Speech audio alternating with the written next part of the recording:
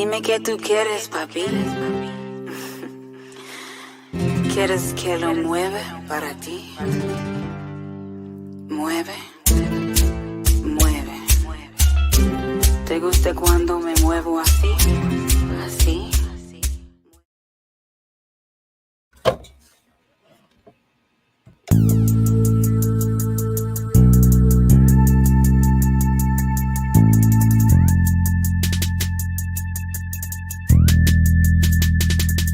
Thank you, God, for this day. We have lived everything in our life, our health, our family, the guidance you have given us, allow us guidance to the path of righteousness. Amen. Really, I'ma get that bitch. Revenge is a dish best served cold. She took my son, now my soul is cold. He took my daddy, now my soul is old.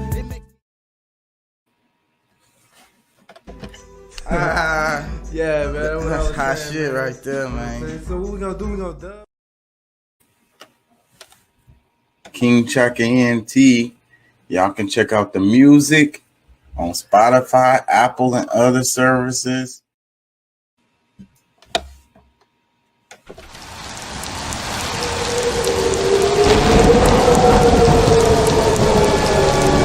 Doing what we do 3 to 4 nights a week. King Chaka ENT.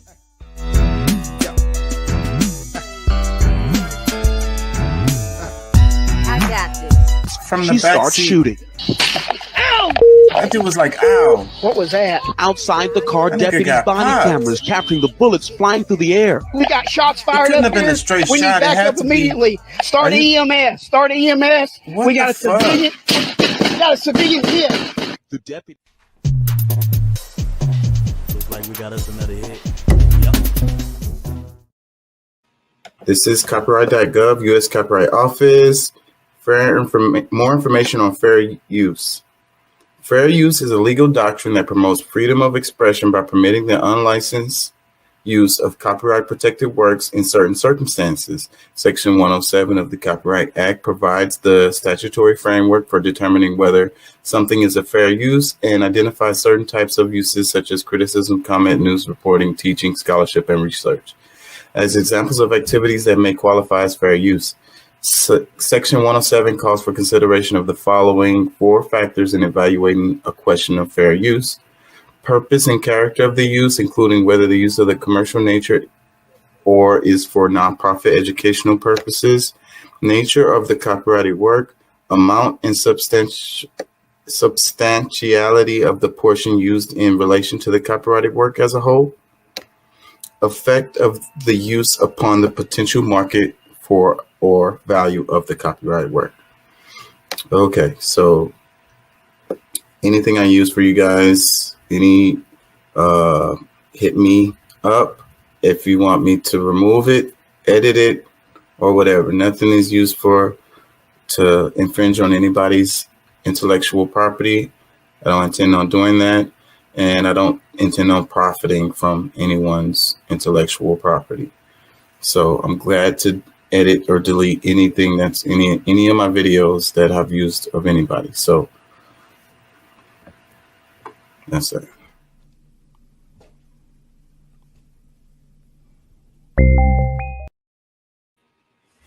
Hey, how y'all doing out there? How y'all feel? Remember, an educated public cannot be controlled. Learn to be active. The views and events expressed here are totally whacked and are not necessarily the views of anyone. Let me change this. That's distracting. Yeah, so today, pressing too many buttons. Dogs and baseball. Dogs and baseball, y'all. That's the name of the show. You know, on this show, I talk about a lot of stuff that people will be, scared to talk about or scared to say, you know what I mean? And then on the show, I like to get people to come, and I invite people all the time. People get scared. I think that's the reason why they don't, and I get it. So, but, a lot of the stuff I say, a lot of people wouldn't say or would be afraid to say or whatever. But what I'm about to say right now, I'm kind of scared to say. I ain't gonna lie. It's gonna seem trivial once I say it, but for me, it's kind of scary, you know. And it's because of the society that we live in. You know, people are so dogmatic. Perfect word. When it comes to their views related to certain things, and then it's like it's so entrenched in us that when I say this, it's gonna sound really weird. Really strange, okay? Dogs and baseball, what do they have in common? I don't like them. Okay, I'm sorry. I'm gonna explain. Okay? So let's go with the dogs because that's the part I'm sure that people really got a problem with, okay? So I don't like the idea of pets overall. I don't like what we've done to dogs, the way we breed them, and we've made them like the things that we find so cute about them is what makes them like not viable, like if that makes any sense. Like what I mean is I feel like I have love for all sentient beings, all God's creations, everything, and I love them. I really do, and but I don't want to. I don't like to see them in that state where it's like people make them into their slaves, you know, and it's totally okay. And then it's like when you think about it in slave terms, then maybe people would understand better because it's like, when they were slaves, they bred the slaves, right? I mean, it's you breed your dogs, call me freaking crazy. You have total control of them. You deciding what if they get to be neutered or not. Do they get to make babies or not? What happens to their babies once they're born? That it should be a living, free creature like God intended it to be. That's just how I feel about that. Dogs in nature, they're real. And that's why the dogs that I do like, my favorite breeds are like the Alaskan Husky type, because I feel like those are more close. They're more closer to I think what nature intended. Like they're not far from wolves. They're really intelligent. They're big. You know what I'm saying? So the thing is, they can carry their weight, if you will. But we've made these dogs into like our little pets, and we make them the way they look, exactly how we want them to look in the face and everything. And they can't breathe. They're not living a good life. Their life is short and harsh, and you're just freaking, you've created that situation. Oh, I just want a pet. He's so cute. Okay, that's fine. I get it, but just realize what you're doing. Just realize what you're doing. So that's the thing. I don't like it. I don't like the way people are with their pets. And like, so the thing is though, with cats and dogs, though, those will be the ones that would be the most, acceptable, if you will. But that's as a result of us freaking breeding them forever. So making them all docile and not what nature intended. But I like cats. I like cats because they're closer to it. Like cats, you can let them go and they might make it. Like, I mean, I guess it's true for the dogs a little bit. It's just that the natural side of cats, like their instinctiveness, it's kind of still there. We never really made them into they look at us like we're, serving them, even though it's the same situation with the breeding and so forth and so on. And I don't like that. So with all of the pets, I don't like that idea of making them into your slaves and making them, just completely controlling them, dictating, not allowing them to have a actual life. I believe all the animals should have a chance to go out there and, run around and get done in if necessary. I'll look at it later. And baseball. So like everybody's talking about baseball, you got the World Series or whatever is going on. And I'm supposed to care. That the Stros are in there and they're gonna win or they're not gonna win or whatever. But the thing is, I just don't. I really don't. I mean, I'm not trying to be offensive to anyone, you know? It's just that, you know, it's so much other things going on in the world, you know, than who hit the ball, you know? And, you know, and then I could talk about the sports and other reasons why I don't like it. Like, as far as baseball, is like they don't have no salary cap, so they just got teams with all stars on it. So of course they're going to win. You could predict who's going to go to the playoffs next season right now. You could probably predict who's most likely out of two teams who's going to win the freaking whole thing. You know, it's not very racially diverse. It's America's pastime. You know, I saw a report where they was talking about how there's no African American players on either team playing in the World Series. And you can say, whatever, it doesn't matter. You know, okay, yeah, well, it don't really matter. I don't really care because I don't care about it at all. You know, but it's reflecting something. It's reflecting what the image of America or whatever is. You know, it's America's pastime. It's the same thing with the pets and with the dogs. And like I say, these words that I'm saying are scary for me to say because they're, you know, I could lose my whole damn audience. You know, but it's like it's so acceptable to have these pets, have these dogs. We walking around cleaning up after them. They poop. We go pick up their poop and we put it in our pocket. Like, all of this stuff is weird, man. I don't understand why people can't really just see that. Like, that's not how nature intended, if you will. Like, I get it. Leaving the poop there, somebody gonna step on it. Totally understand that. Like, it's courtesy. I get it. But just us having the dog in the first place, where we're walking it and having to pick up his poop, it's like one absurd thing leads to another. It's an unfortunate series of absurd events. Anyways, oh man, I'm gonna have to eat something. I was running around today.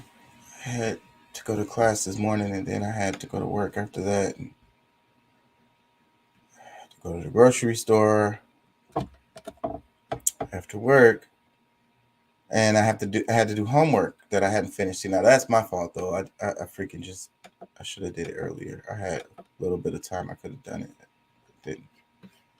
So that's the reason why I'm late. So I apologize, you guys, for being late today. Turkeys, rabbits, you name it. I got beans, greens, potatoes, tomatoes, lamb, rams, hogs, dogs, chicken, turkeys, rabbits, you name it. Look! I got beans, greens, potatoes, tomatoes, lamb, rams, hogs, dogs, beans, greens, potatoes, tomatoes, chicken, turkeys, rabbits, you name it. Beans, greens, potatoes, tomatoes, lamb, rams, hogs. Yep, this is an old meme, but hey, it's that season. It's coming back. Freaking Thanksgiving is coming up. So anyways, I don't know. I'm an internet person. That kind of thing is, I don't know. We meme. It's the meme generation. It's all about the memes. They turn people into memes. The politics is memes. It's just boiled down to me. Everything is a meme. Speaking of memes, this one says, it cost Kyrie $500,000 to tell y'all to go watch a documentary. Freedom fighting ain't free. Man, I kind of want to wait till somebody get in here. Hopefully, I want to talk about Kyrie a little bit more. They freaking, they suspended him. He freaking apologized and gave him money, and then they still suspended him, bro.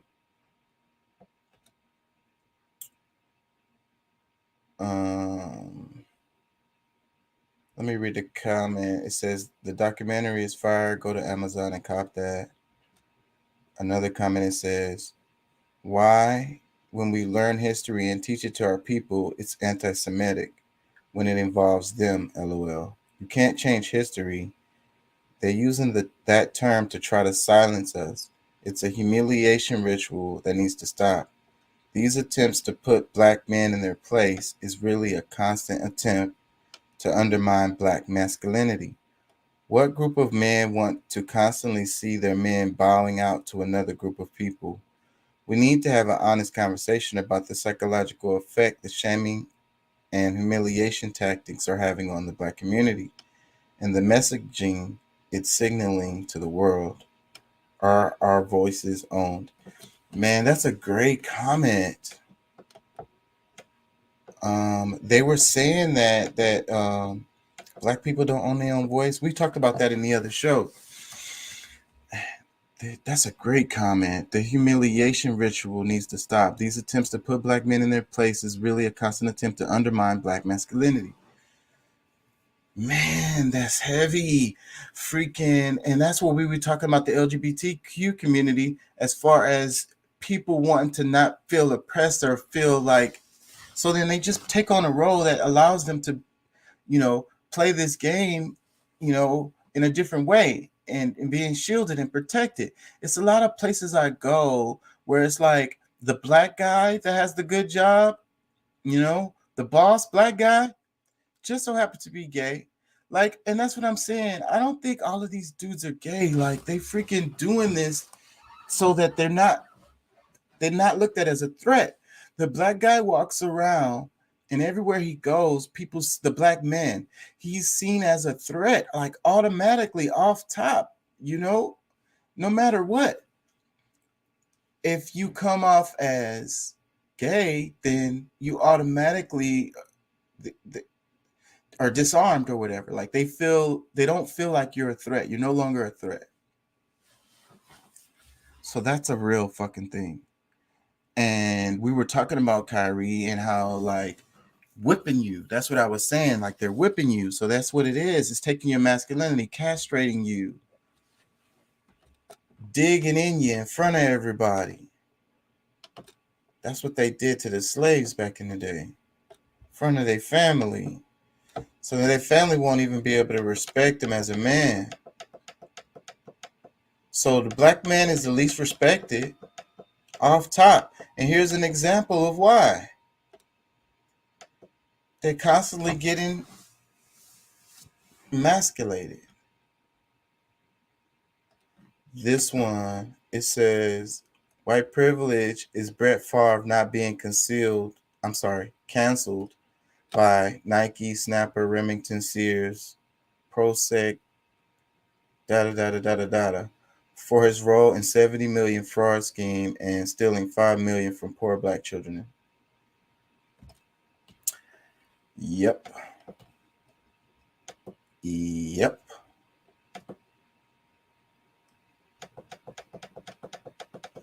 Why isn't that all over everywhere like the Kanye stuff is?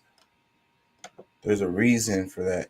The same reason why you can make rap songs about killing black people all day. Nobody bats an eye. It's totally fine. So I know you get irritated when people point out the fact that you're dark or you're chocolate, but don't you think like that could also be a good thing? It's like for the longest time, they've always linked dark to something negative, right? And I know a lot of you guys also get offended when people call you chocolate. But if you think about chocolate is something that people like. So why is it that you guys get like, or we get irritated when people call us Hershey or chocolate or something like that? I feel like that is something that we should embrace. We are that. Well, so I know you get irritated when people point out the fact that you're dark or you're chocolate, but don't you think like that could also be a good thing? It's like for the longest time, they've always linked dark. I love chocolate. And that's what I say all the time, chocolate. I don't think it's derogatory at all, but see, it depends on who's saying it, right? And what they mean, right? But then it's hard to know that, right? So then that's a problem. So, but then, because people have fetishes, and it may look like affection, but it's a fetish and it's not the same. So, but I don't know. I like chocolate. I love it. Let me read a comment. First, the caption, it says context is key. What's your thoughts? Context. That's the thing. Like, yeah. So I guess that's what I was saying. It depends on the context. If it comes across as a fetish, then it's a bad thing. And if, sometimes people are, are racist as fuck, but they still like have this like fetish, and then they still have this like, they hate it, but they love it. It's hard to explain anyways. Let me read this comment. It says, nope, I don't get offended at all. Chocolate is a delicacy. Just know I'm top shelf chocolate Godiva. It says, depends on the portion and the tone. Another comment, it says, you can't tell someone to embrace something that they don't want to be referred to as simply because you feel like it's something good. Their mother gave them an entire name for a reason. Okay, that's a fair point of view. Another comment, it says, yum yum, I love being called chocolate, comfortable in my skin. Another comment, I don't get offended by chocolate. I just don't like when black people act like we are a different species. Like, dang, LOL. Just because I'm dark skinned, I'm not normal. Yeah, man. There's the white supremacy thing, because I played a quote in the other video that I don't know if people really understood it, but the dude was saying that if there was no white people, the white supremacy would still exist because it's hammered in. So then you have this this colorism that goes on within all the damn communities, and it's really crazy how you have family members. This lady was telling me a story that she was it was my instructor. She was saying she was the darker one. She's Hispanic. She's like part Spain and part like Aboriginal, like I don't know, Mexican. Anyways, she came out darker, and her sister is like blonde hair, blue eyed, and she's a little bit, she doesn't look dark at all. But within her family, she had a darker hair too. She has brown hair. So they discriminated against her on that basis. And it happens within the black community too. It's really a strange phenomenon, where because this idea of the lighter the skin is, the better they are, or whatever, within each community, you have this hierarchy of that. So when the lady made the comment about not treating me like I'm normal, I've seen that within the black community, where because someone is really dark skinned, they treat them different. Like, really do. They really do. It's crazy. It's insanity. When you have a colonized mind, then you start doing that. But then you have this tribal stuff that happens. But that shouldn't, truthfully, it doesn't usually have to do with that. It may have to do with some kind of like physical appearances sometimes, but skin tone specifically, not very often, I don't think. Like, what I mean is, I don't think that really happens naturally, because I think that people would make that argument that it would happen naturally in a tribal way, But I believe that tribally, yes, it'll be physical differences as far as like the taller folks. These people lineage is taller, or they're shorter, or something like that. I could see that, and it being like a tribal freaking thing where they're competing or whatever for resources, and then they also kind of like identify each other by like this height thing. But the skin tone thing is more of it's been programmed. It's a programming, as far as when you go to talk about albino, then historically in Africa, they have had discrimination towards albinos. So, but that's still different, I would say, because when you're just talking about skin tone, albino is different. So that's not the same necessarily, and that's not cool either. That's not cool either. But see, what it is they have reverence for them, the albinos. So, but then they have the reverence for them, but then they persecute them and they discriminate them at the same time. It's like that love-hate relationship. It's crazy. But I still feel like that's different than the colorism, racism thing.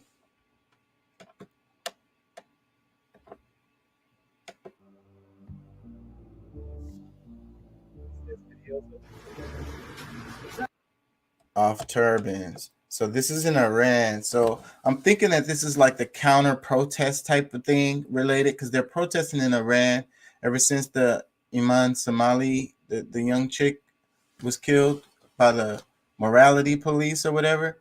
So that, anyways, that's the narrative. So, but yeah, so I believe this is like the counter protest, like they're going around and knocking dudes turbans off of men's heads are being widely shared in Iran.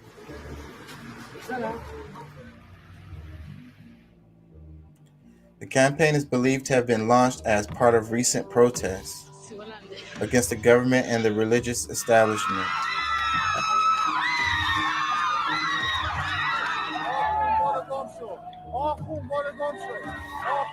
Turbans are generally worn only by clerics in Iran, and the trend has received criticism online.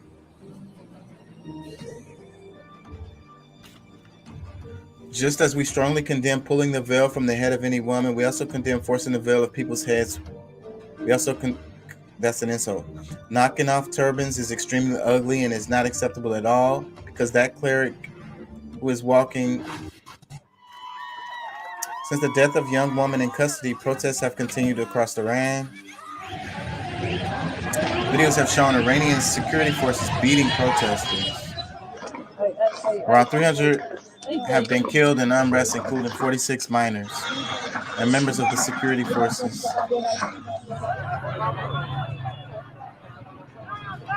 Iran says around 1,000 people are being put on trial over the protests.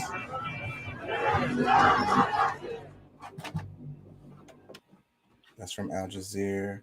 I blipped up a little bit of it, but they were saying the part knocking it's not cool to knock the turbans off. That's basically, it was like a disclaimer from Al Jazeera.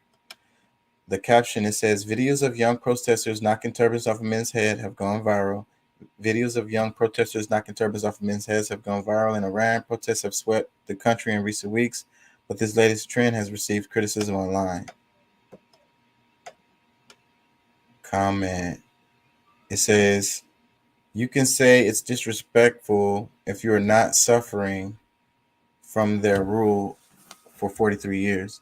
They are in power yet do nothing to stop murdering and torturing people. People are dying because of them. Then you, from nowhere, claim knocking turbans is disrespectful. Shame on you. This is nothing in comparison with the lost lives. They deserve it.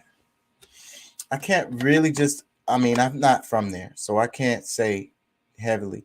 But from my point of view, I would have to say that I don't overall agree with this comment.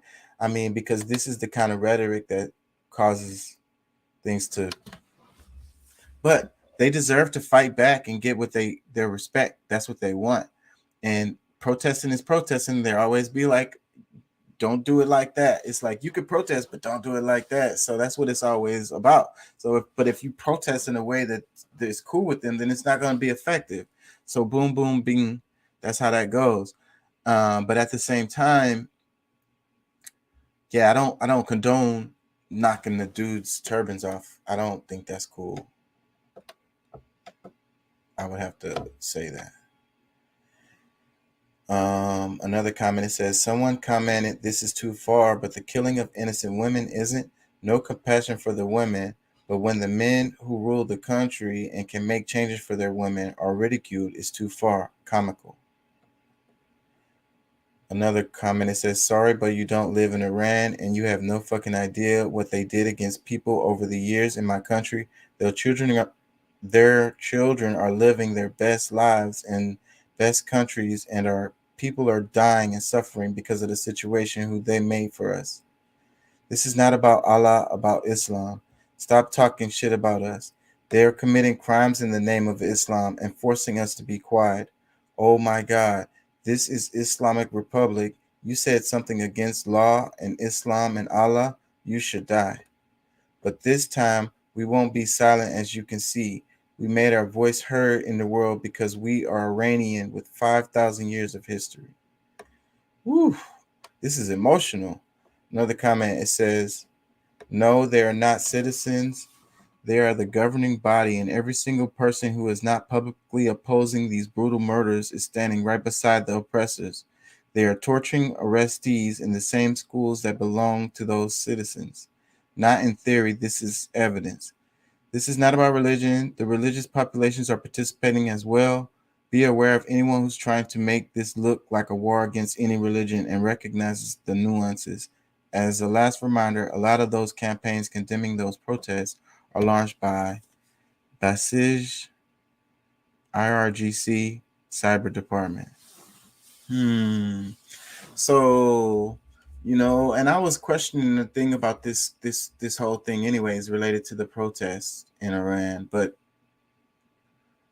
yeah, it's not about religion. So getting caught up in that is but that's how they protect themselves. That's how they always do. And that's what really makes me sad because, and then within the group, you have a bunch of them that are very righteous and they're not intending on using religion to be able to do like atrocities.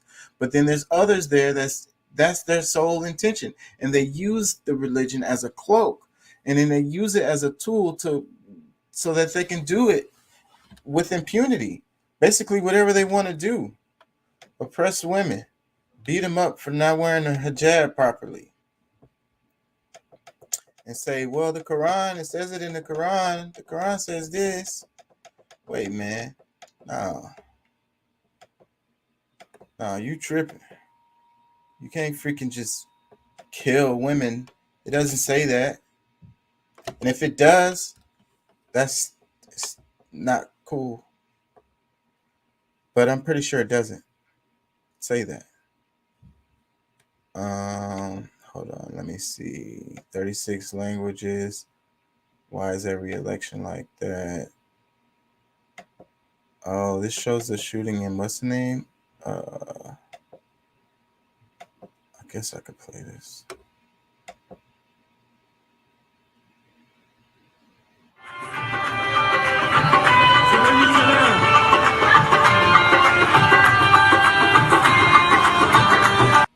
I don't think I could play it because of that music. It says, watch the moment former Pakistan Prime Minister Imran Khan was shot in the leg at a rally in Wazirabad in Panjshir province. Mr. Khan was rushed away from the scene to hospital, and his supporters said he had survived the assassination attempt.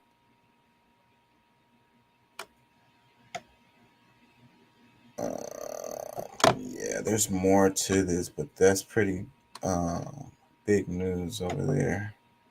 I don't know if I want to, because I wanted to. Hold on. Now my phone is making noises. Chick-fil-A talking about going to 3 days a week. Hold on. That's more about this. I'm going to come back to this, though, because I'm going to have to read a lot, and I need to rest my freaking voice. This is a horrible ass story right here. Beloved high school teacher found slain in a park. Now comes another shock. These two students charged with her slaying. 66-year-old Noema Graber taught Spanish at Fairfield High School in Iowa. Hola, ¿qué tal? Buenas noches. She was recently praised by a student during National Teacher Appreciation Week. Happy Teacher Appreciation Week, Mrs. Graber. Thank you for all that you do in and out of the classroom. We really appreciate how much fun we have in your class and how much Spanish we learn. And we just hope you have a really good day. Gracias. She was a classy lady. She was a dedicated lady. She cared deeply about the kids as people. The teacher was reported missing on Wednesday. Her body was found under a tarp in the park later that day. Police say the two accused boys knew that she took a stroll in the park every day and that they were waiting to ambush her. Damn. The cause of death is said to be a blow to her head. Chaden Miller and Jeremy Gooddale are charged with first-degree homicide. This photo shows Miller and his sisters reenacting the famous painting American Gothic.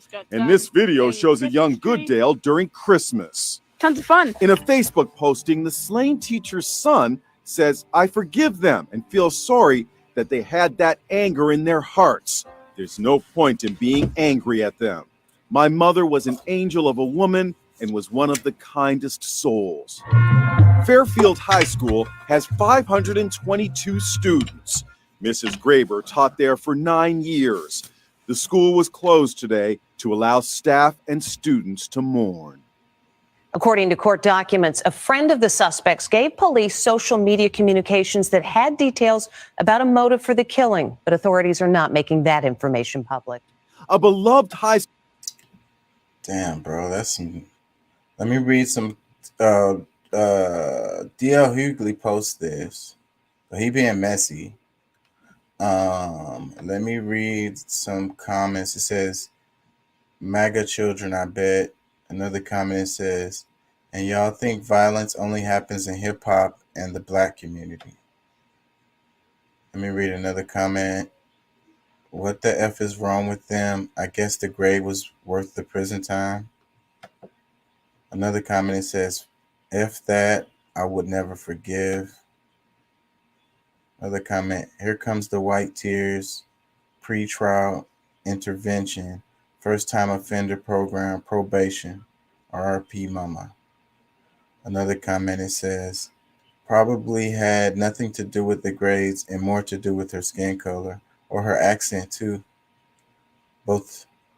Let me read another comment. It says, "Why is it only homicide? Should be first degree murder. It was premeditated."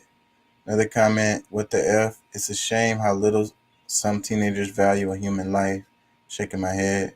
"What's the penalty for expulsion? Burning your house down with your family in it?" Another comment, it says, "They couldn't just cheat like regular kids." Another comment, "Probably serve time until they're 21 and then be free." Another comment, where the parents, what are they trying to say? Parade them all over the news and social networks like they do others. Sick times we're in, bring back sanity and value. It is a crazy world. Another comment, it says, "America hates us, hates black people, hates anyone who isn't white and fanatically religious Christian." Another comment, it says, "Who raised these kids?" It's a reflection, man. The whole thing, that's what I'm going to go into, because Pelosi, I don't like it. I said it in the other show, but I really don't like that, man. I don't like it. Y'all want to pick a side and say whatever. They have, wait a minute. I think I have it in here too. Freaking, that's not cool, man. The dude hit the old dude with the damn hammer. Oh, wait, this is it right here, I think. This out, which I think is an interesting take. A guy showed up to Kavanaugh's house with a gun and a knife, planning to murder him and 2 other conservative justices. The media treated it like a minor sideshow, which we have a short on this channel of going through the different major media outlets to finding one that would report on this story on its front page. And we found like nothing. We found maybe one major site that was doing it, and I don't even remember the name of it at this moment. Meanwhile, this Pelosi story gets days of headline coverage, and we're not supposed to notice the disparity. Not only are we not supposed to notice the disparity between these 2 instances, Kavanaugh versus Pelosi, but we're also not supposed to notice the blatant lies that you are putting out without substantiating anything you're saying. Yeah, someone who happened to be a supporter of the policies that you prefer conducted an attack on a Supreme Court justice and attempted to kill them by his own admission. No, that's not a story. Nope. But we don't know anything. The crazy person with a hammer shows up and all of a sudden it's misinformation to even question the idea that this wouldn't be a MAGA Republican. It's like, come on. Matt Walsh tweeted this out, which I think is an interesting take. Oh, that makes me want to throw up. Come on, y'all. The dude, Pelosi's husband, was in intensive care or whatever. He just got out of the hospital. He was in there for a week. He had fractures in his skull. The dude hit him with a hammer, tried to kill him for real. Kavanaugh didn't have no injuries. Nothing happened to the dude. Nothing. That's not the same. You cannot compare them two. He got hit in the head. Kavanaugh got nothing. That's totally, completely different. One is a story. Both of them are a story, but the guy got hit. He almost killed him, like, for real. And you guys are acting like this didn't even really happen. oh, it's bothering me. And then it's like, just because I don't care which side it is. If it's Republicans or if it's Democrats, I don't care. But this is horrible. You know, if it was on the flip side, and then you would be like, oh, it's not a story. Or how would you be? Would you be like, because it's your team? It depends on which team it is. Come on, these are real people and they're really alive. Have some freaking compassion for human life. That is the problem. That's the reason why we freaking can't, that's the reason why everything is trash. Everything is shit. Because people having this attitude of, I'm just going to root for my team like it's a baseball game. No, these are real people. They're really alive and they can really be dead if somebody came and killed them. And then you're gonna make jokes about that and you're gonna post that online?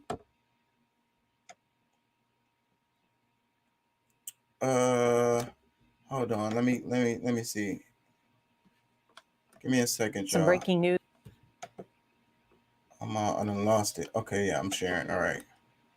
Out of California, Paul Pelosi, husband of House Speaker Nancy Pelosi, was released from the hospital late this afternoon, and he has returned home after being attacked on Friday. Today, federal authorities said the Canadian man accused of attacking Pelosi may be in this country illegally. The Department of Homeland Security said the suspect, 42-year-old David DePape, may have overstayed his authorized entry into the country in March of 2008. And I was talking about immigration. Some breaking news out of illegal immigrant. And then what I was saying when I was making the argument, for the longest, the majority of the people that's here are people that overstay their visas, not the people they're saying it's a flood coming through the damn border, the southern border. The majority of the illegal immigrants that's here came here with a visa and overstayed it. Okay? And like I say, the dude got out the hospital. He was in there for a week. That's an actual real thing that happened. Like was Kavanaugh in the hospital, y'all, when that shit happened? Hold on, man. I think I have some more on this. Where's some more on Pelosi's husband? Let's see. I was watching a lot of shit. Fucking, I'm gonna have to look it up. Freaking, it's a real thing that happened, y'all, and y'all arguing about the facts. Can we all agree on the facts of things? Like we can't even do that. What actually happened?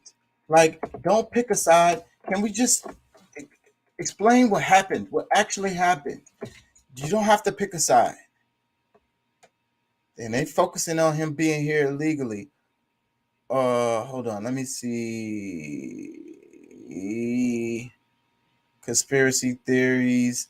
PBS NewsHour, that's a whole 10 minutes. I want them to show the facts of what actually happened. See, that's what's so crazy. Then they're talking about his social media. Anyways, I played it during the other show, but I'm just irritated that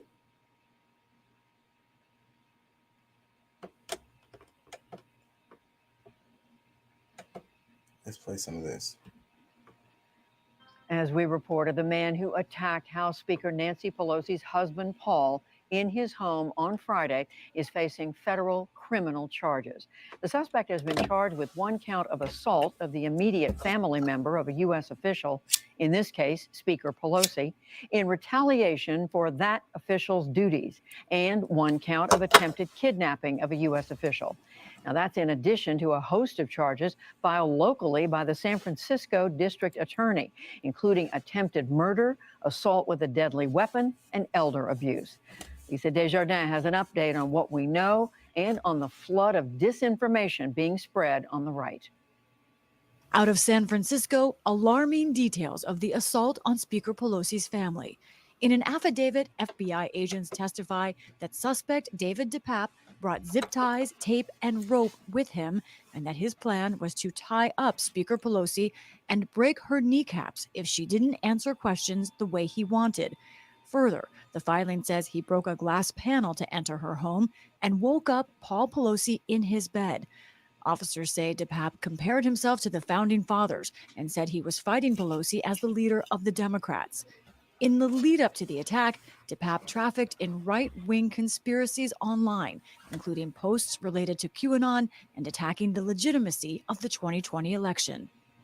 Now, powerful figures like Elon Musk, the new owner of Twitter, are adding new layers of untethered conspiracy targeting Pelosi. This Why did they weekend, just Musk throw? tweeted, "There's a tiny possibility there might be more to this story than meets the eye." He Oh, later deleted that post. But in it, Musk linked to a discredited right-wing article theorizing with no evidence that the assault was actually a drunk dispute with a male sex worker.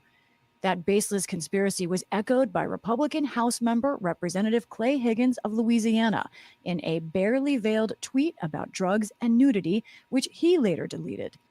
Texas Senator Ted Cruz proclaimed as truth a conspiracy-raising post saying no one will ever know what happened in the attack, but it was not right-wing violence. And there was this.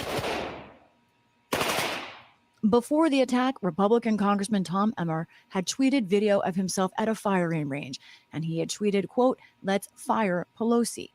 Emmer, who heads the Republican efforts to retake the House, kept that video and tweet up even after the attack.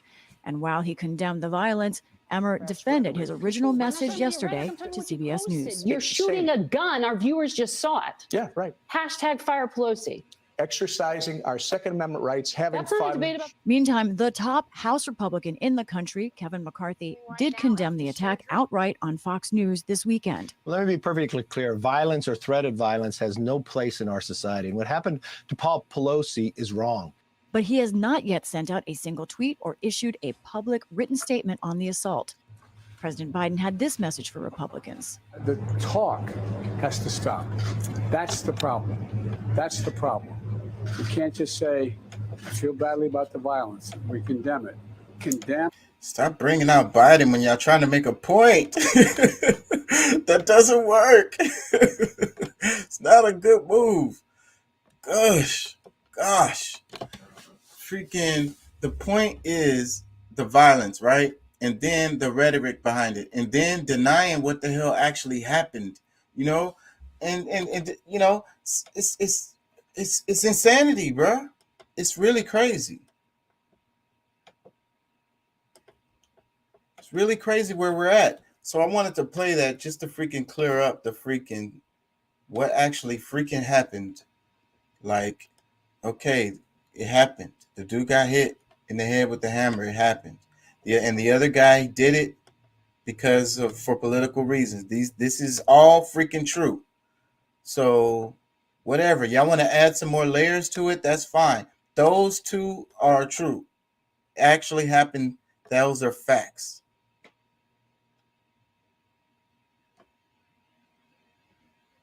We're gonna have to start doing a "those are facts" segment. We need to clear some shit up. I'm losing it. I have some more. Let's go back to. Oh damn! That's what happens when I push the button too much. Can y'all even hear me? Anyways, I'm gonna go back to. I know I lost the green screen. I'm gonna go back to Instagram. If it lets me. Fuck. What is going on?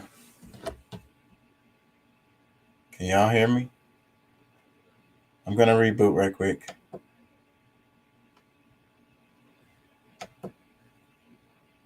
Wait, can y'all hear me? Oh shit. Something weird. Give me 1 second, y'all. 1 second.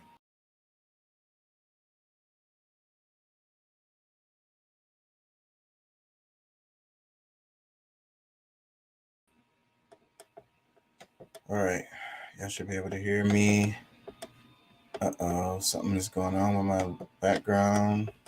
Whatever. We're going to keep it moving. I'll play with it and figure it out while we're going. So yeah, PragerU and the Kavanaugh fucking comparison. That shit just kind of pissed me off. I ain't gonna lie. The PragerU caption, it says, evidently to the media, some victims matter more than others.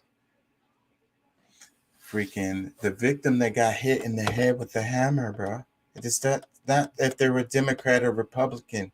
Like, the dude could have died. It's like fake news.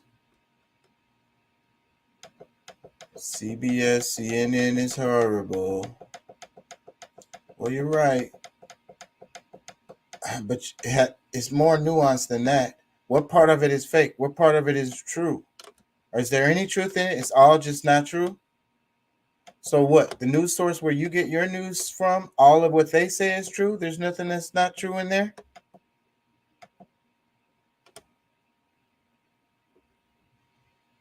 This dude say she shot up his house.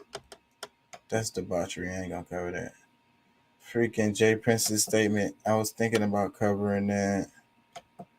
About freaking the shooting. I wanted to talk about Bolsonaro. Wait, this is funny. Let's do something funny.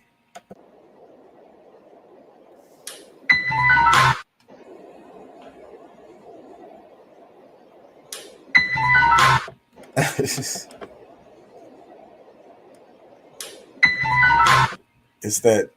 that damn bush, that tree they got over there in the corner. If it's not real, that's even worse. Of course, it's gonna look like something's over there when you turn the light off. The shadows and shit, and you're gonna be like, "Wait, did that thing move?" Oh, okay, yeah, this is back on the same topic. Yeah, let me play this.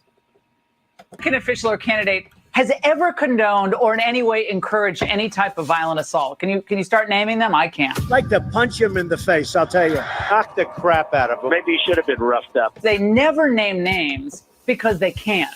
I want you to watch Nancy Pelosi hand you that gun. It'll be hard not to hit her with it, but I will bang it down. It's a crime punishable by death, is what treason is.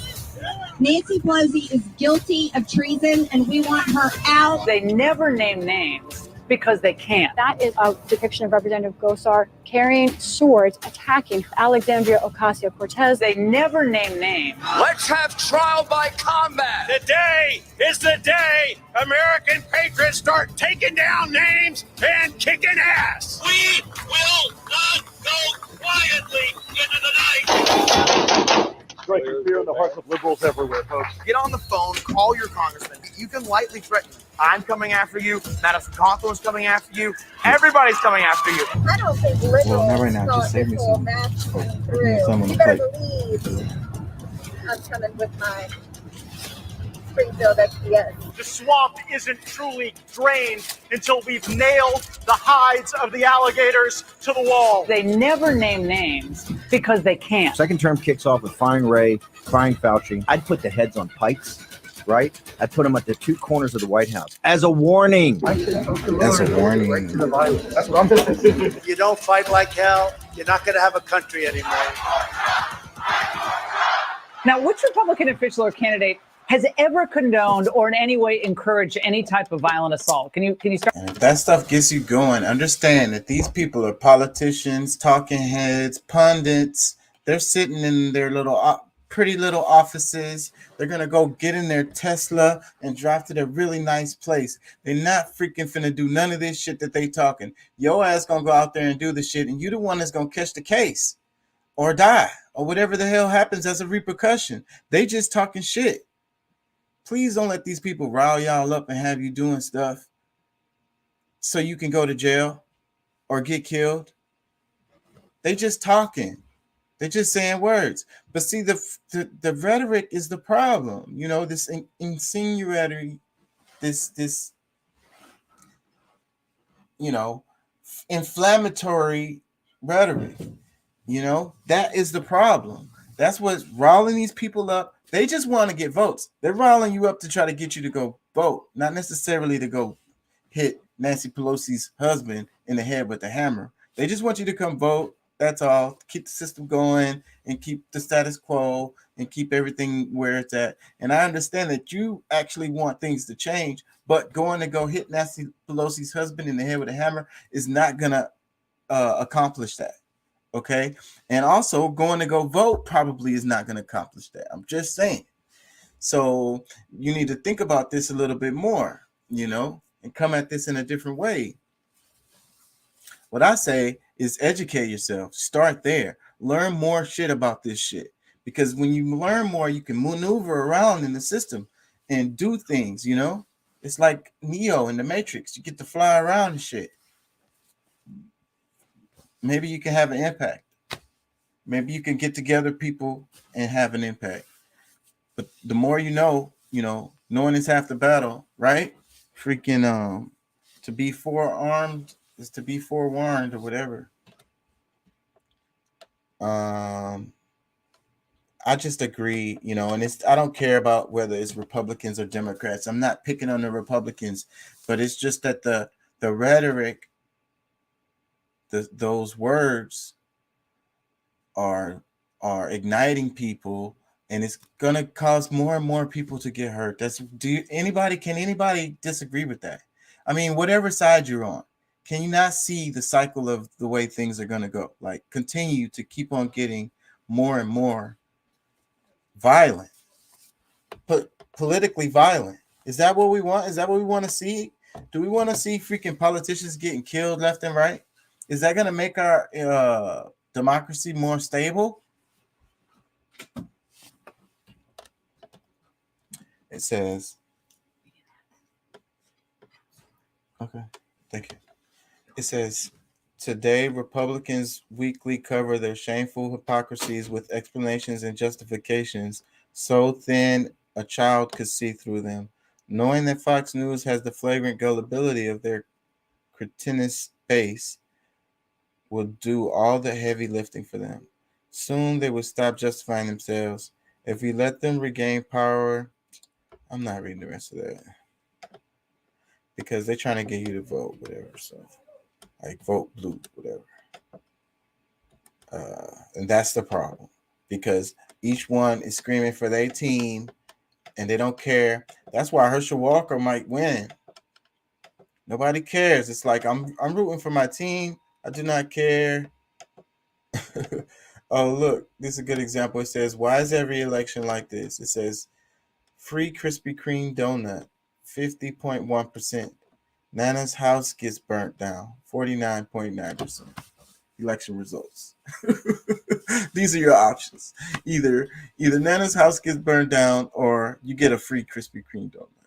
And getting a free Krispy Kreme donut only won by 0.1%. So a lot of people was thinking, shit, fuck it. Nana's house get burnt down. Fuck it. I ain't like Nana anyway. She was mean to me. This is the world we live in right here. This is it. That's crazy.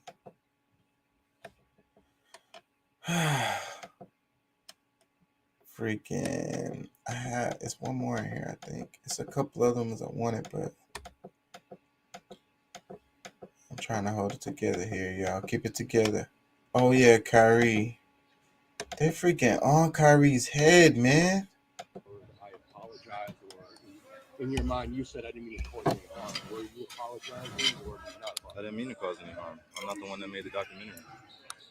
I sort of wanted to hear the word I apologize, or in your mind, you said I didn't mean to cause any harm. Were you apologizing, or not? I didn't mean to cause any harm. I'm not the one that made the documentary. I sort of wanted to hear. I told you guys how I felt. I respect all walks of life and embrace all walks of life. That's where I sit. I think what people want to hear, though, is just a yes or no on that question. Yes or no. I cannot be anti-Semitic if I know where I come from. I cannot be anti-Semitic if I know where I come from. I told you guys how I felt. I think America deserves an apology from you. Not from me. No? No, not at all. You know, not on your choice of words. Please. Not on your choice of words. You know, it's a case of the victim being charged with the crime. We didn't bring ourselves here. Your fathers brought us here.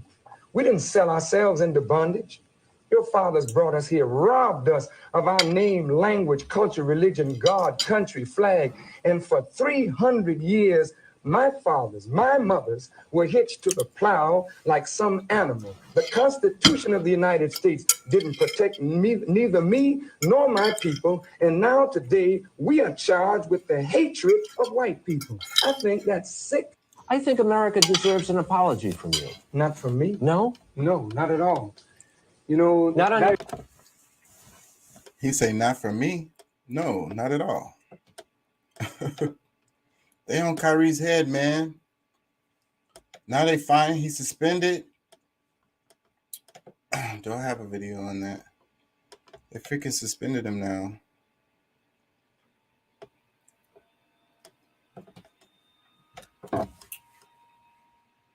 He gave him money. He basically apologized.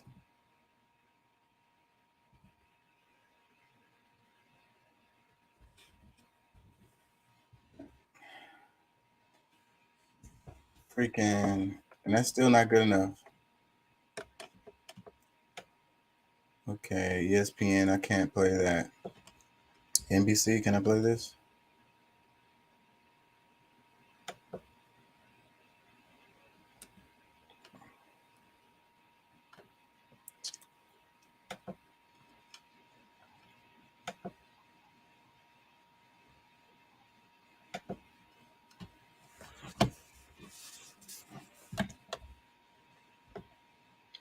Am I sharing? Oh, I'm not sharing. My bad. My bad. That's why it sucks when I don't have nobody here. I thought I was sharing. Like 20 seconds. We've got some breaking news tonight from the NBA. The Brooklyn Nets have announced that they are suspending point guard Kyrie Irving for at least 5 games without pay. The suspension comes after a recent controversy where Irving shared a link to an anti-Semitic film last week. The team says that he has refused to acknowledge that the documentary had hateful material. Mr. Irving also refused to unequivocally say that he has no anti-Semitic beliefs.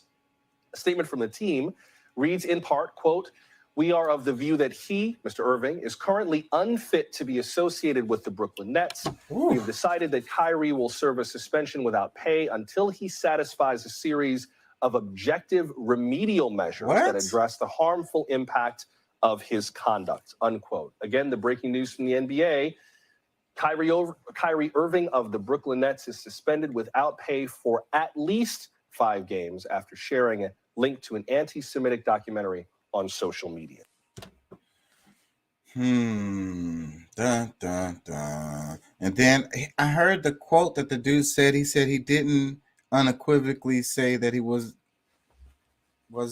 had anti-Jewish sentiments or something like that. He said, but he did say that.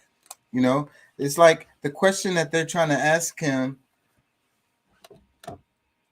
I don't know. They're trying to get him to say something. And he's not doing that. And that's what they're mad at him about. Like, I don't know, man. This shit is on display for everybody to see if y'all just pay attention.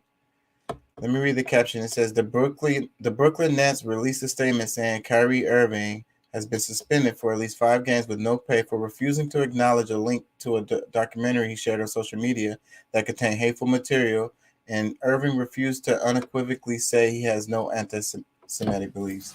Unequivocally say. So he should have said, I unequivocally have no anti-Semitic beliefs. Is that what he had to say? Because I mean, he's like, I can't be anti-Semitic. I'm not trying to be anti-Semitic. I can't be anti-Semitic. That's what he said. It's like, wait a minute. What does that mean? What does that mean, Kyrie? Get the fuck. Let me read some comments. It says, these are comments underneath that video. Random people. It says, it's out in the open. More and more people are finding out the truth. To find out who rules over you, simply find out who you cannot question. Voltaire, paraphrase. Another comment, it says, I don't know details of what was shared, but it always makes me cringe when a wealthy establishment refuses to pay yet another person of color for their beliefs. What will they do with the money they don't pay him? Pay for his education, pay for someone's rent, help someone who doesn't have a home?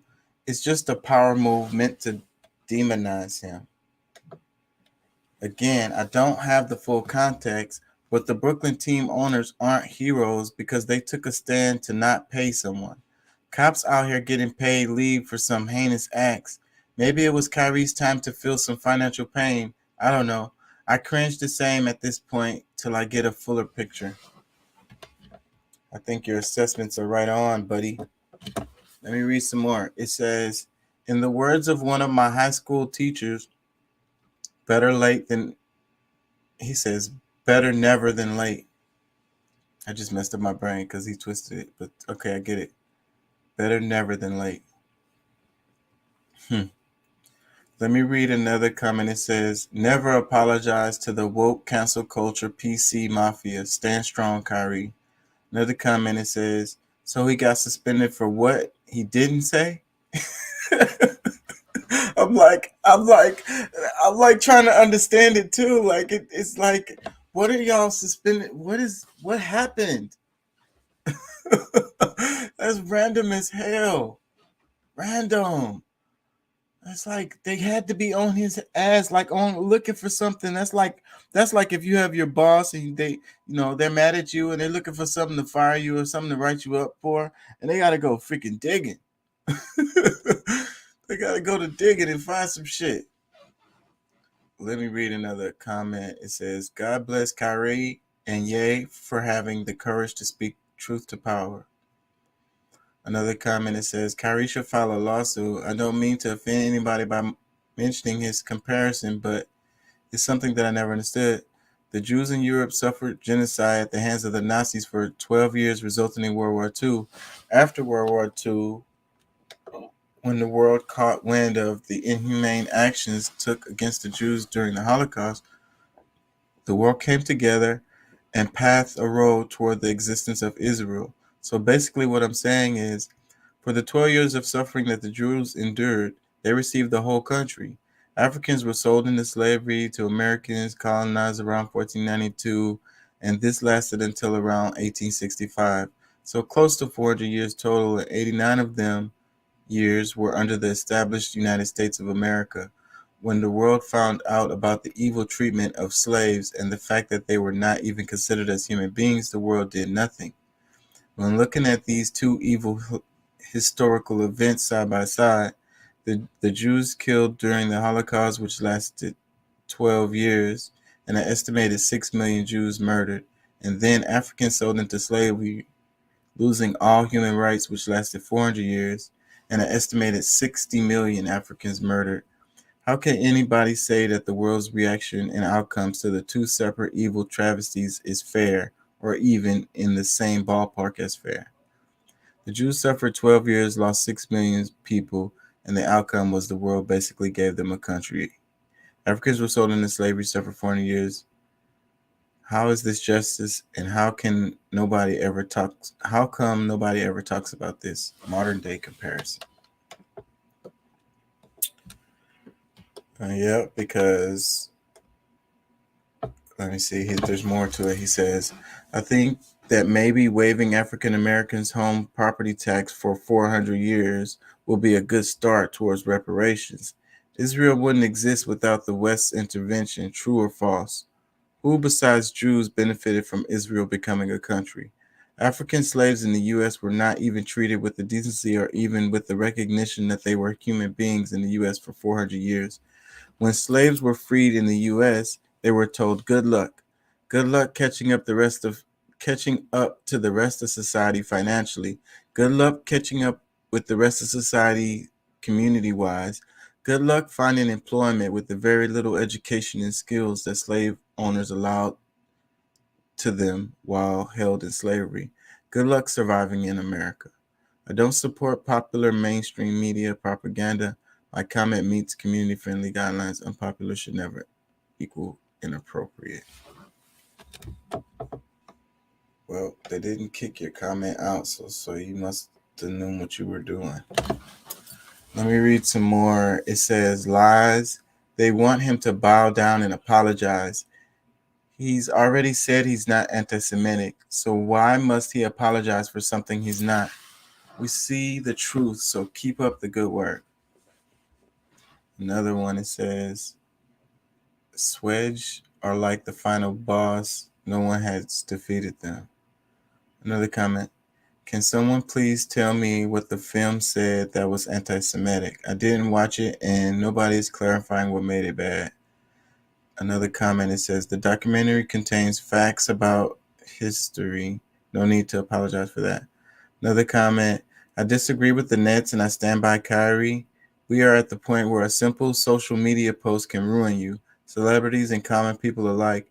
Note to Kyrie, stay off the open social media or change your settings to private. I'm telling you, that's what I was saying on something else. It was like, I was like, the moral of the story is set your shit to private. Like, my shit's not private because I freaking like do this show.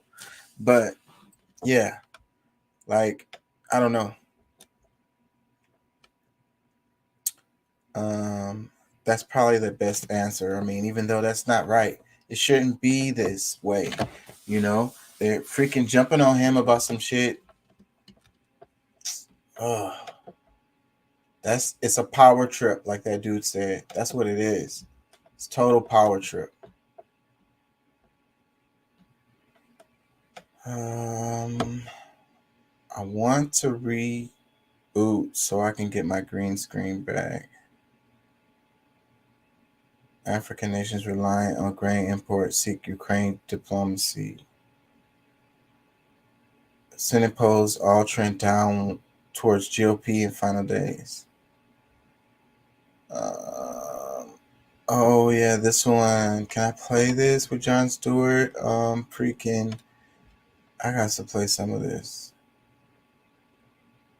I wasn't planning on playing this, but I watched this, I think, today.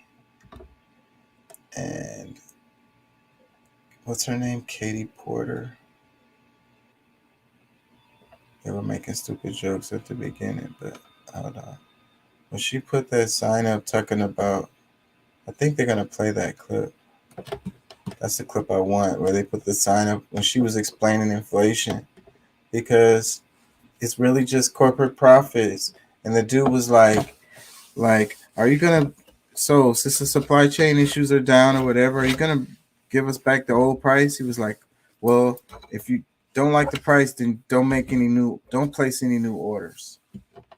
It's like they are suckling on the teat. They're all on the teat right now, and they're not trying to get off of it. Like, it's too good. Give me 1 second. I'm going to reboot.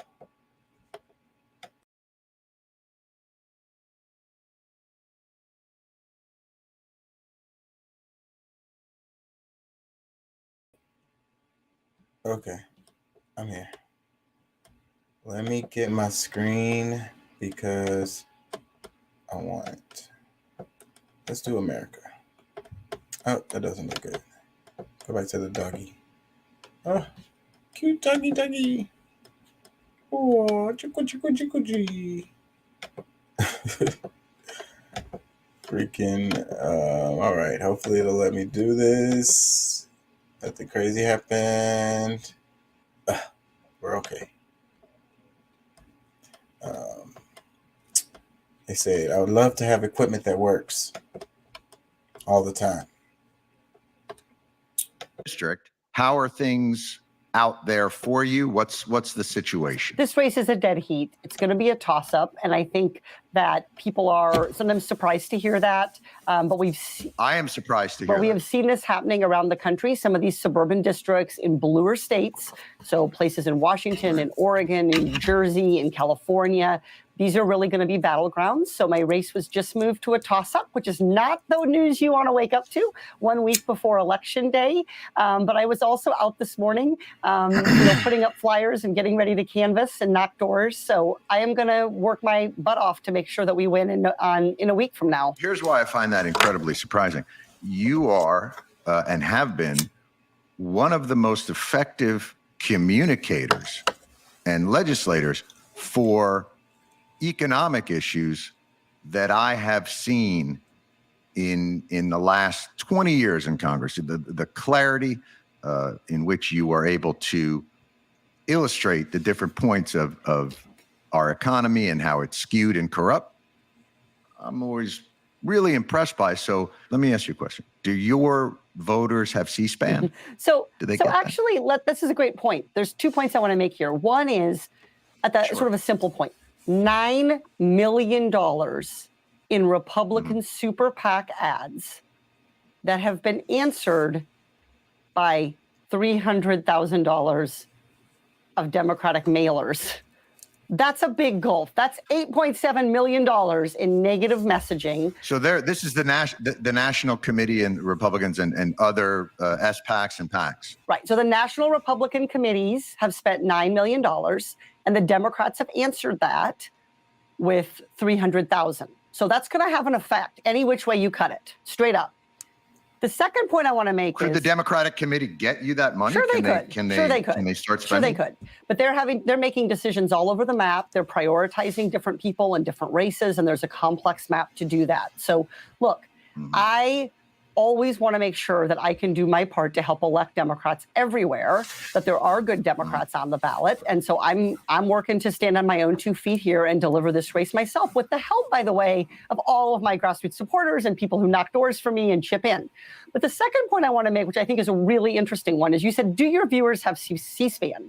And the answer, of course, is sure, but they're not sitting at home all day watching it because they have jobs and kids and parents and commutes. Right. So one of the They're things busy. that I think people don't know about politics that I really struggle with is we are not allowed ethically under the House ethics rules to use footage of us doing our jobs in our campaigns.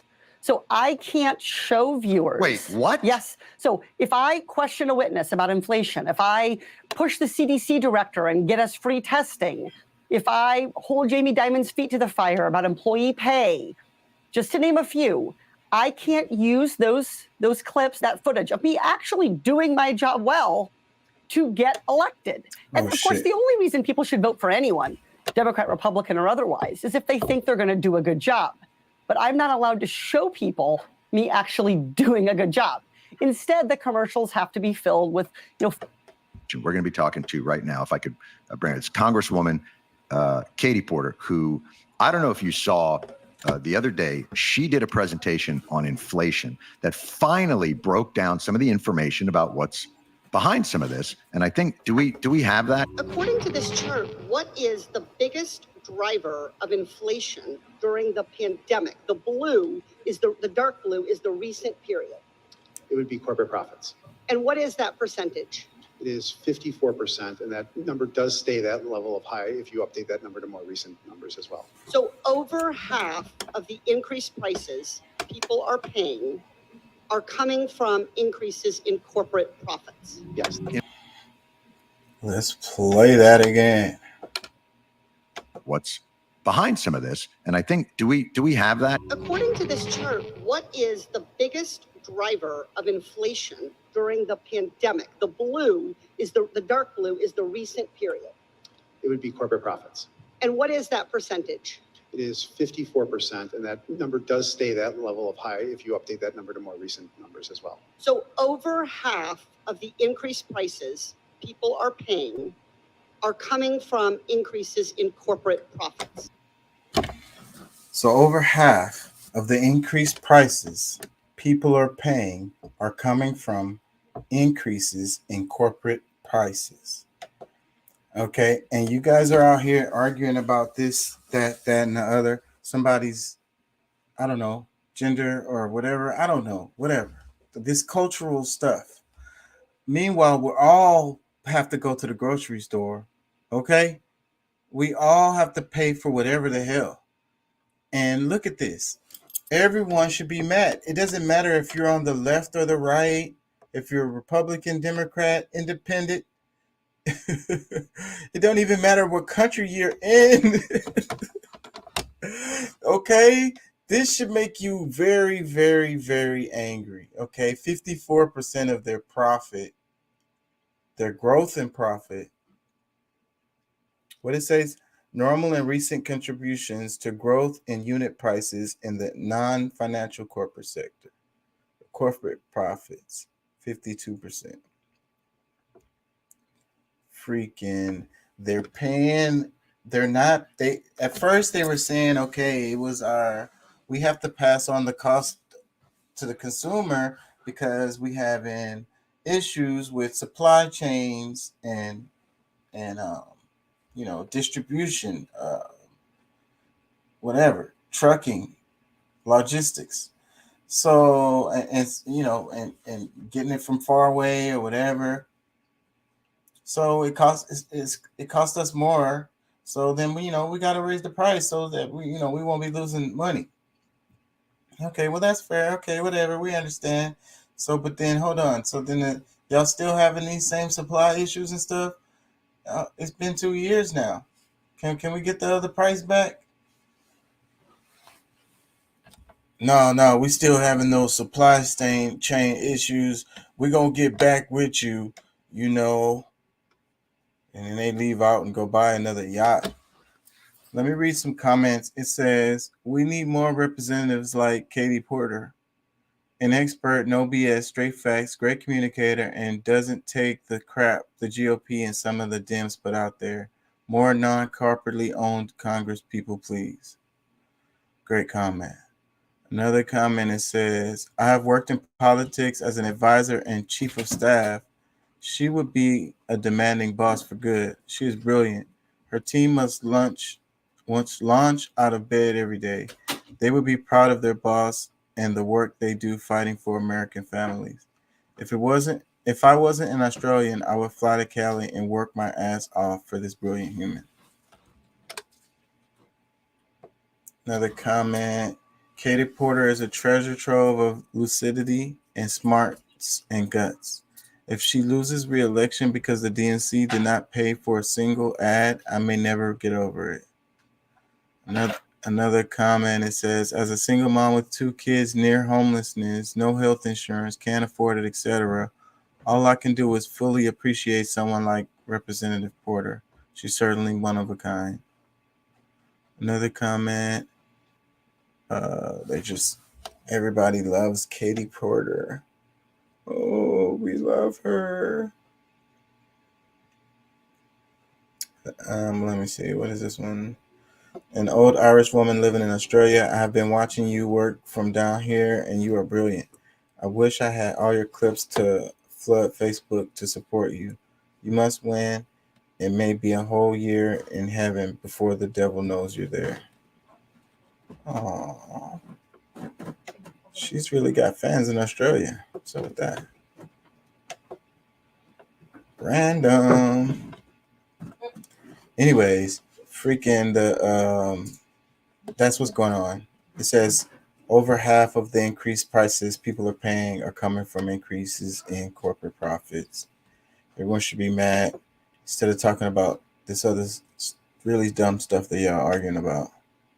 We all gotta pay that stuff. After y'all get through arguing, then y'all finna come out of the pocket. I don't care how much money you have. I know you don't want to pay more for your stuff. Way more than it's supposed to be. Like, you're getting price gouged. You're getting robbed. You're getting diddled.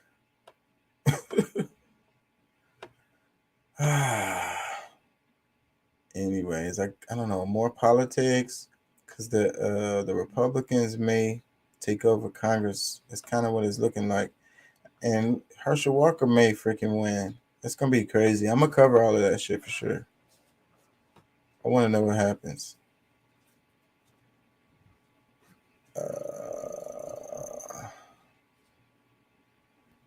Oh, wait. I think I have something on Twitter that I wanted to share. Let's see. I don't know how much longer I stay on. We get some people up in here. My voice is getting tired. National security expert and former president of Plowshares Fund, Joe Cirincione, about his critique of the now infamous Congressional Progressive Caucus letter. In my eyes, the letter offered a mere glimmer of hope that the left wasn't going to completely concede its anti-war bona fides to the right, but Joe saw it differently, tweeting, "This isn't about the left or rejection of diplomacy. It is about a very small group with a very specific idea of how to force Ukraine to end the war. This is not diplomacy. It is great power politics." What Representative Raskin today called a, quote, colonial reflex. Now, of course, nothing in the CPC letter articulated a specific idea of how to end the war, and it certainly didn't force Ukraine to end it on any timeline or under any specific conditions. In fact, the letter lauded Joe Biden's approach to the war and the billions in appropriations Biden has sent via the Ukraine relief packages. But that didn't stop liberals from completely melting down.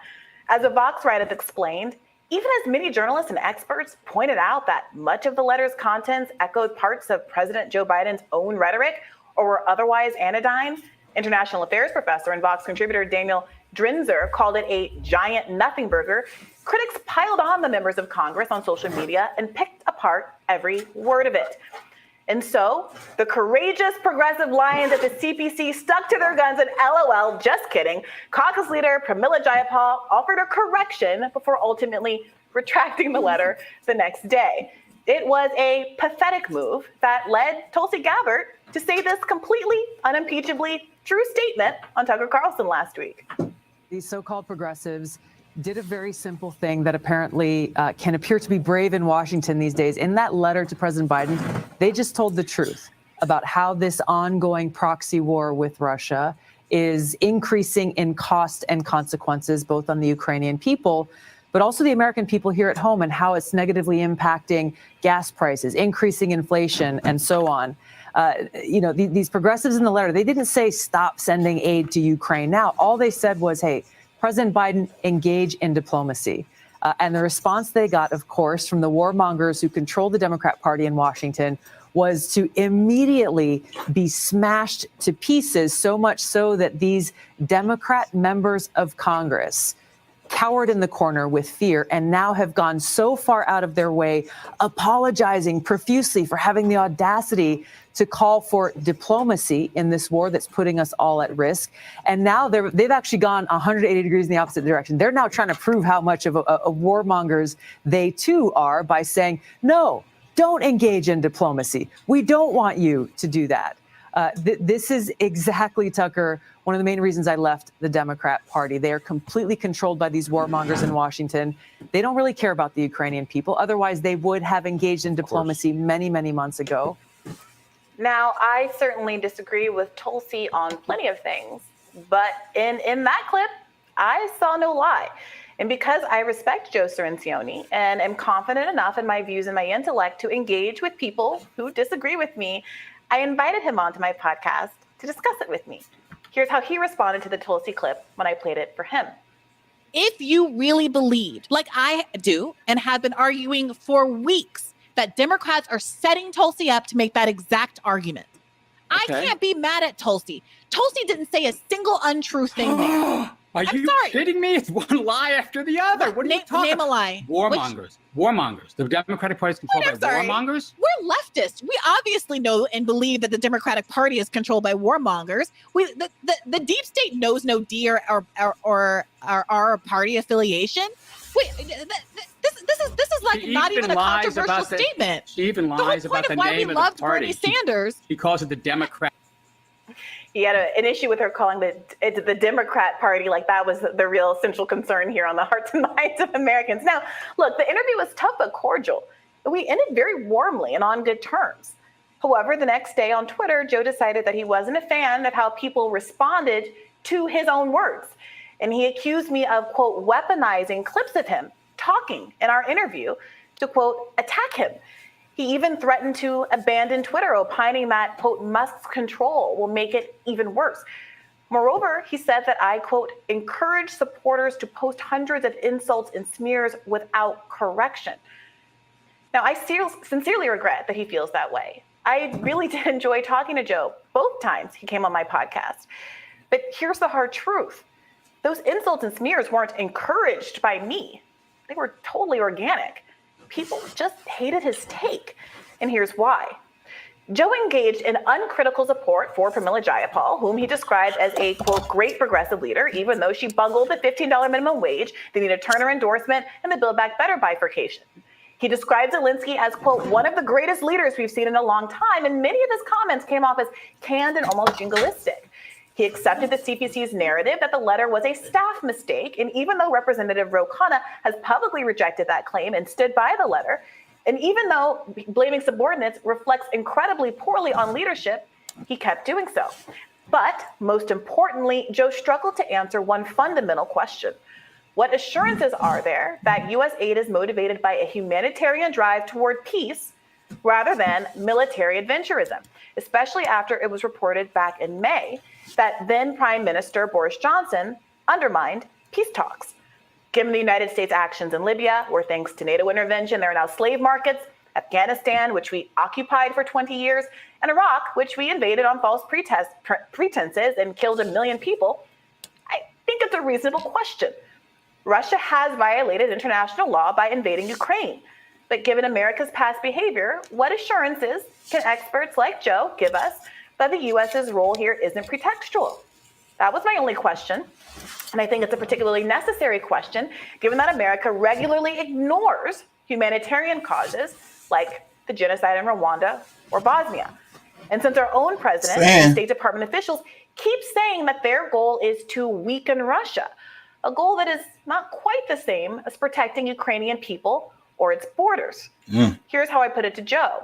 They're stealing Ukrainian children. 500 just yesterday were shipped to Russia.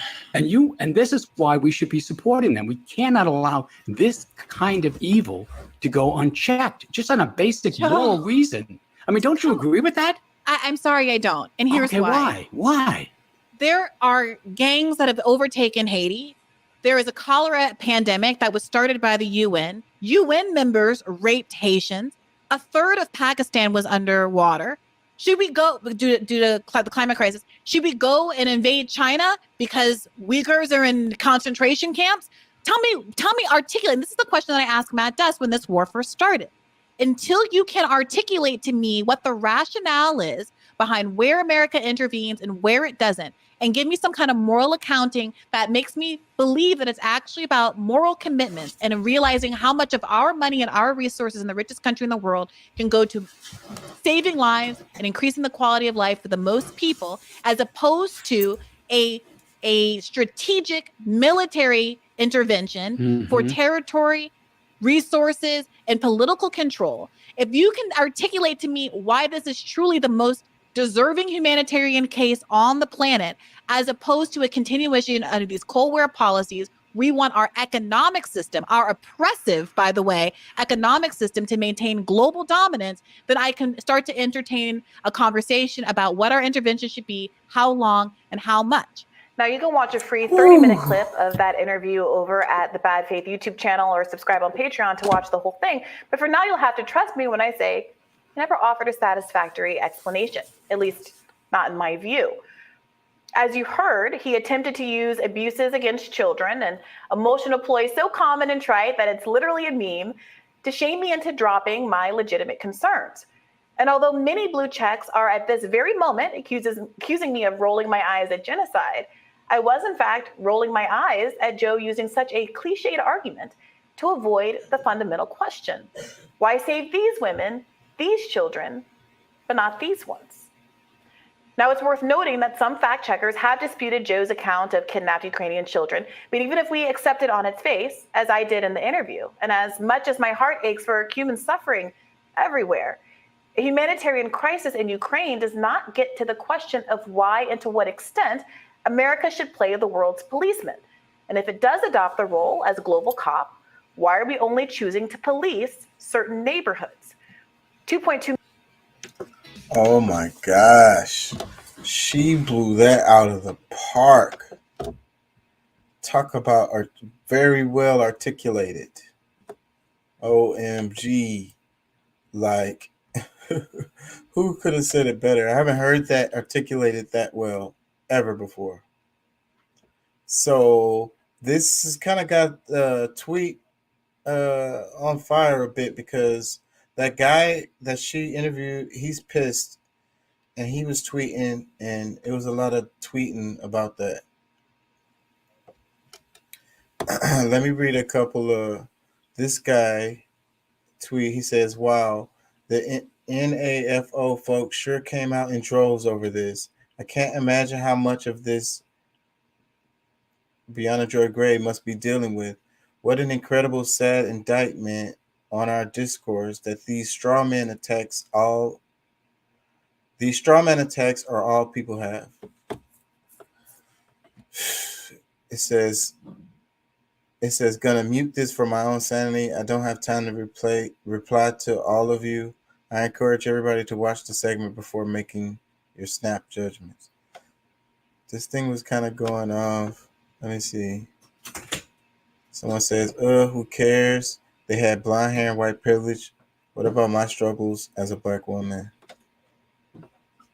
Another comment says, wow, that's a pretty racist take.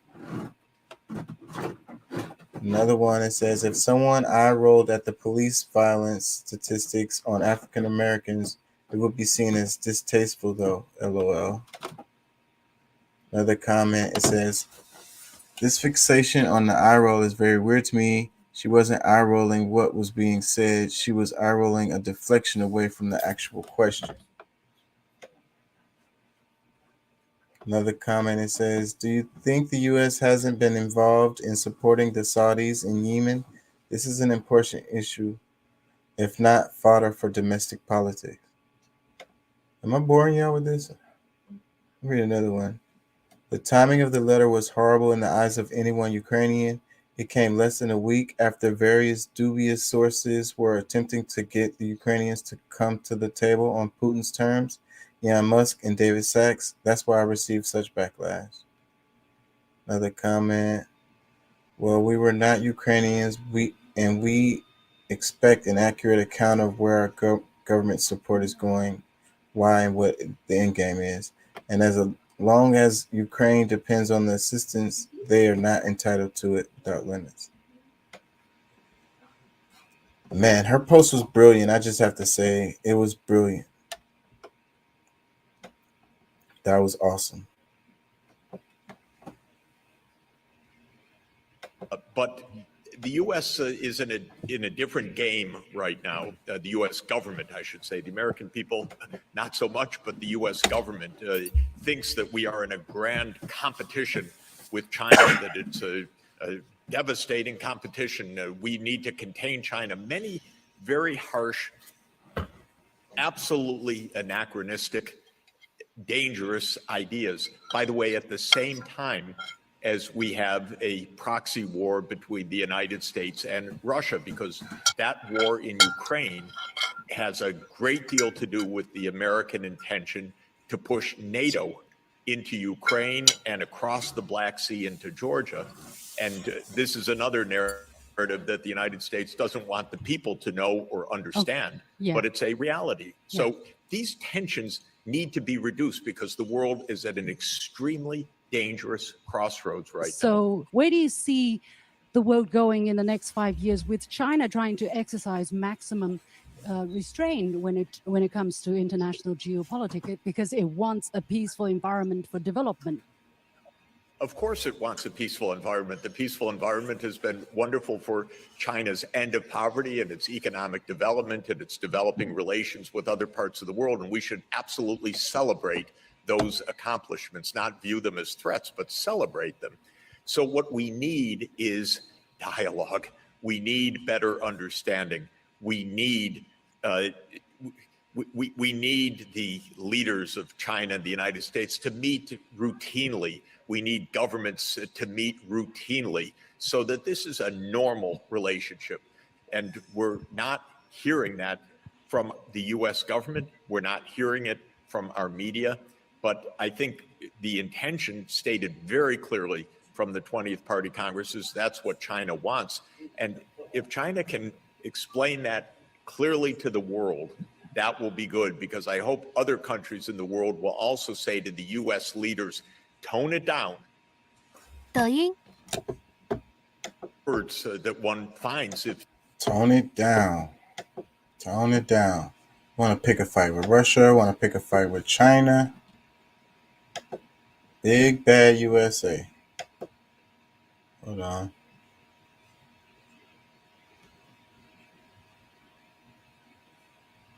I'm over here pressing too many buttons.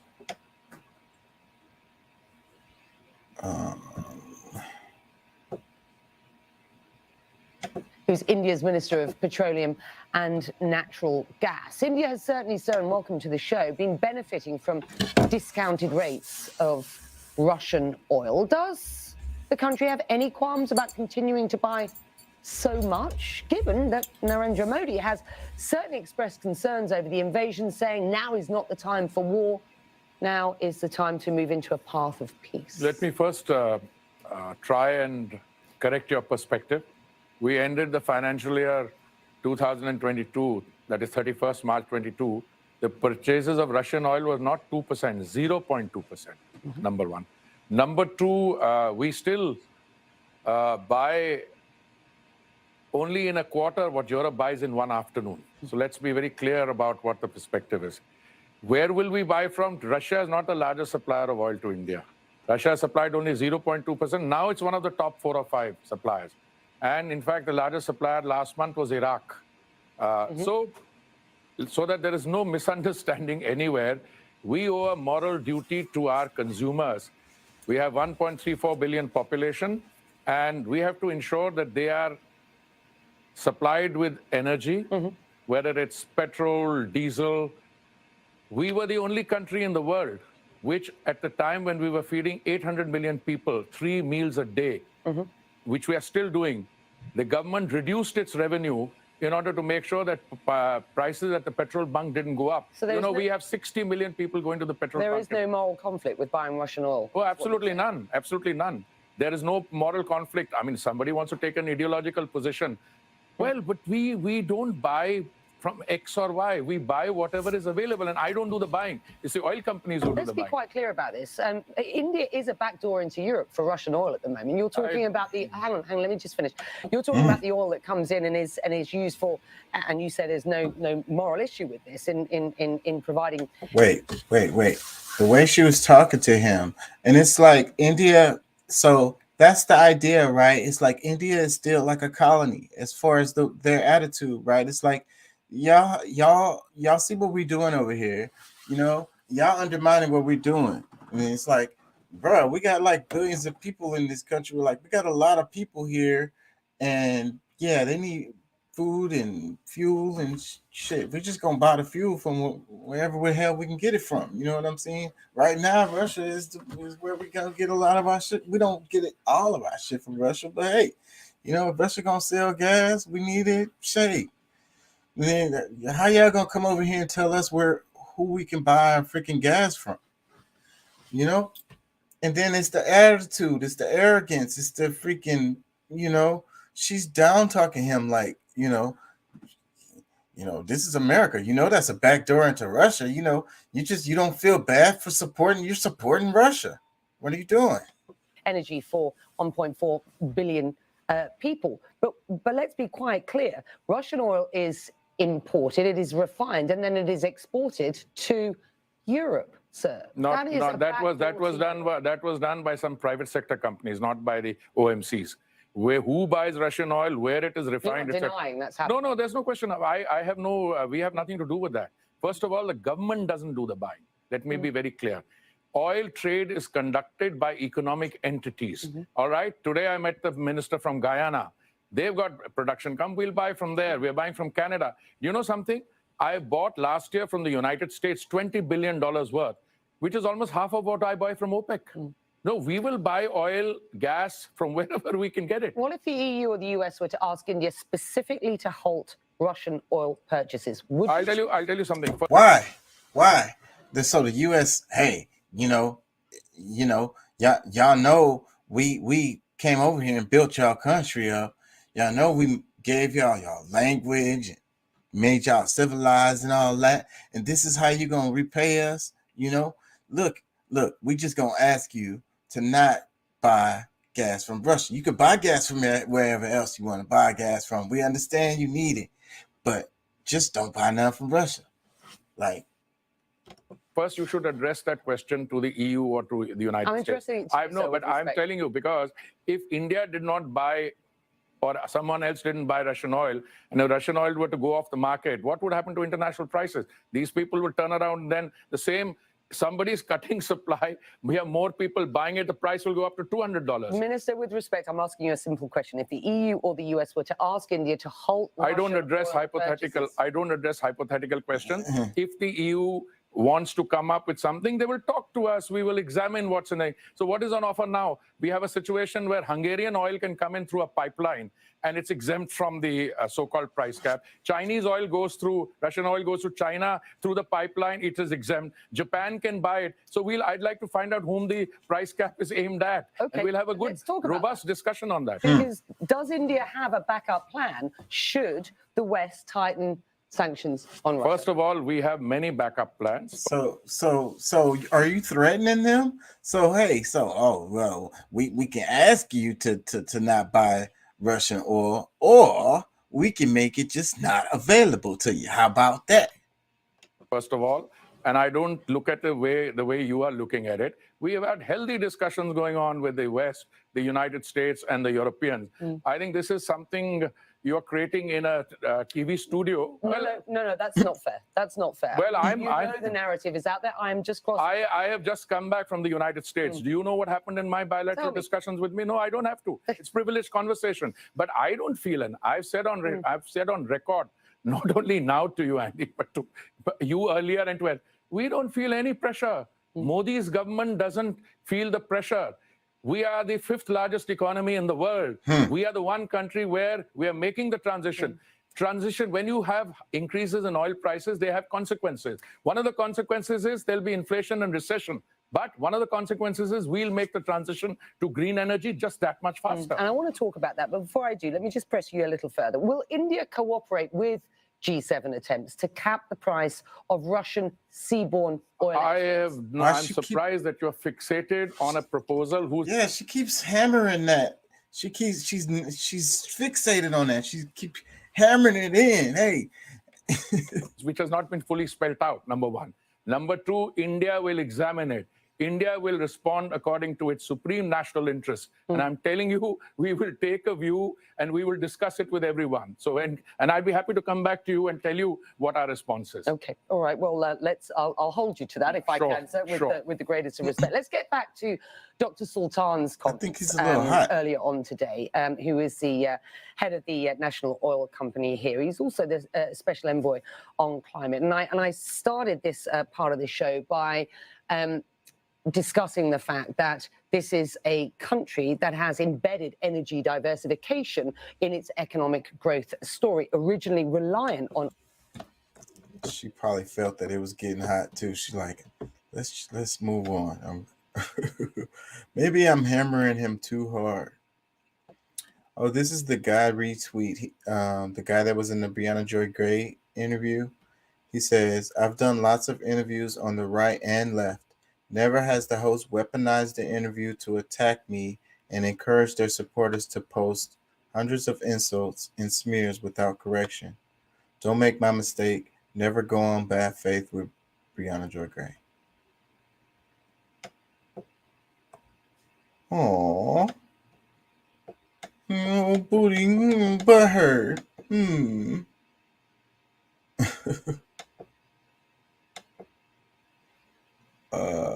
This one says, why do some Americans think they are so special and unique that we have an obligation to prove anything to them, convince them?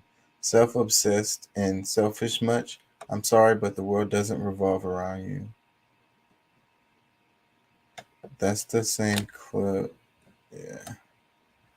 Because that shit was getting threaded.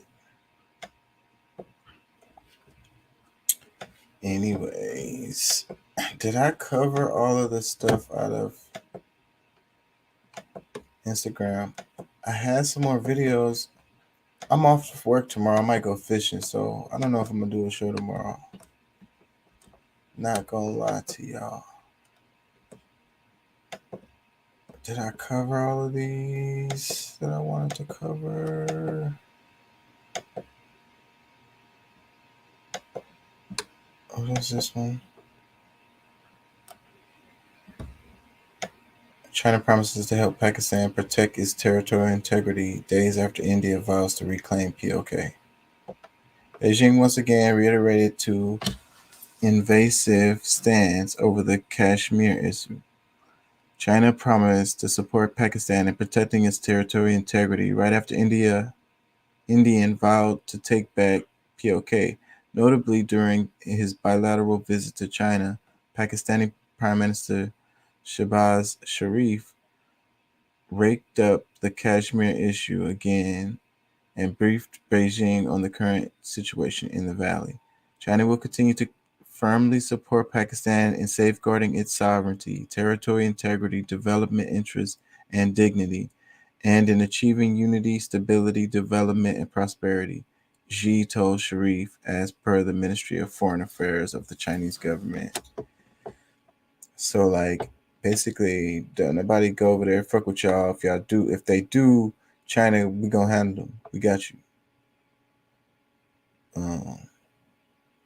It says, notably last week, Defense Minister Rajnath Singh stressed that India's journey of development would not be complete without reclaiming its illegally occupied territories by Pakistan, including Gilgit and Baltistan. On the other hand, China and Pakistan in a joint statement said that the Kashmir issue should be resolved as per the UN Charter and bilateral agreement. The two sides reiterated that a peaceful, prosperous South Asia is in the common interest of all parties. They emphasized the importance of resolving all outstanding disputes through sincere dialogue. Read the joint statement. The Pakistani side briefed the Chinese side on the situation in Jammu and Kashmir.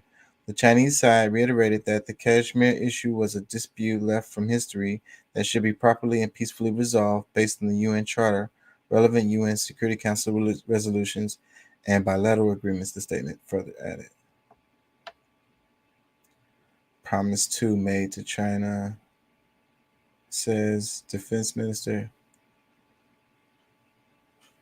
He said, we should have just claimed our land rather than making these statements. One of the biggest blunders of the government was to lose Poke to an inferior country. To reclaim Poke, first Pakistan should attack India, otherwise other countries term as aggressors. This is like, anyways, let me read more. It says, may I have your office email? I have complete information of corruption. Whatever. This is kind of scary stuff, though, because this is how things happen. So you have tensions when you had World War II, World War I. You had multiple tensions around the world, kind of multiple groups that had like little tensions with each other, and a lot of it had to do with like territory disputes and shit like that, and people encroaching on other people's freaking land and territories and shit, and then you had multiple polarities that kind of aligned and said, okay, if anybody come mess with y'all, we got y'all. And this other country was like, yeah, if anybody come mess with y'all, we got y'all. If anybody come mess with y'all, we got y'all. So that's how it happened. So somebody came and messed with one of them, and they was like, okay, we got y'all. And then boom, it was a, multiple. All of a sudden now you're in World War. Because you got multiple countries involved. And then you got one side against the other, like they align with each other. Anyways.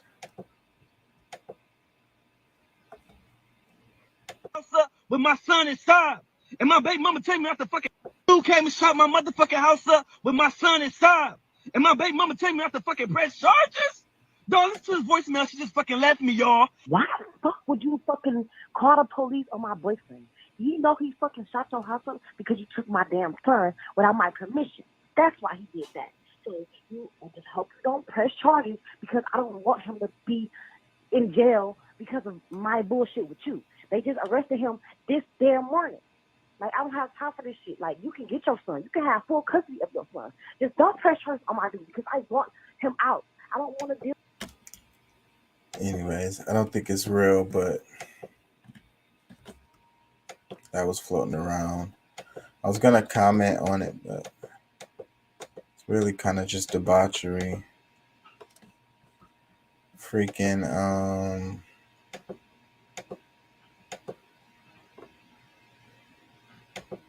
I am an economist. I can tell you categorically that this policy by the federal government, by the Central Bank of Nigeria, has no basis in economics. There is no reason to. This is purely political. When you decide to change your currency in such a roughshod manner, there's no urgency. The urgency for us is how to get food for our citizens so that we can remove the starvation in the land. I am an economist. I can tell you Governor Godwin Obaseki has faulted the move by the Central Bank of Nigeria to redesign some Naira notes in the country. The governor of Edo State, who was speaking at the inauguration of the People's Democratic Party Women's Campaign Council in the state, said the plan is not a good decision, and at this time claiming it can further cripple the nation's economy. It's been some stuff going on in Nigeria too.